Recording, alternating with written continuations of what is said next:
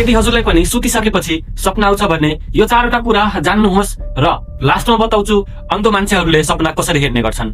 सबैभन्दा सुरुमा हजुरले डेली 3 देखि 8 वटा सपना देख्नुहुन्छ, चाहे त्यो याद रहोस् वा नाइ।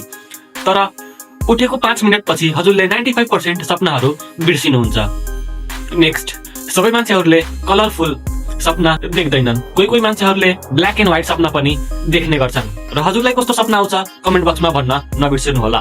नेक्स्ट, 50 ग्राम यो कुरा सत्य हो कि हजुरले जसलाई सपनामा देख्नुहुन्छ त्यसलाई रियल लाइफमा पनि कतै न कतै देख्नु भएकै हुन्छ। नेक्स्ट, जो मान्छे ठुलो भएर अन्धो हुन्छन् तिनीहरूले त नर्मल सपना देख्छन्, तर जो मान्छे सानैदेखि अन्धो हुन्छ त्यसले सपना देख्दैन, त्यसले सपना सुन्छ। जस्तै हामीलाई जंगल देखिन्छ भने ब्लाइन्ड मान्छेहरूलाई चिसो हावा चलेको फिल हुन्छ, चराचुरुङ्गीको आवाज पनि सुन्छन् यस्तो। अनि हजुरलाई त त्यो सब्स्क्राइब बटन पनि देखेको होला, त्यही पनि सब्स्क्राइब गर्नु हुँदैन, गर्नु यस्तै भिडियोको लागि।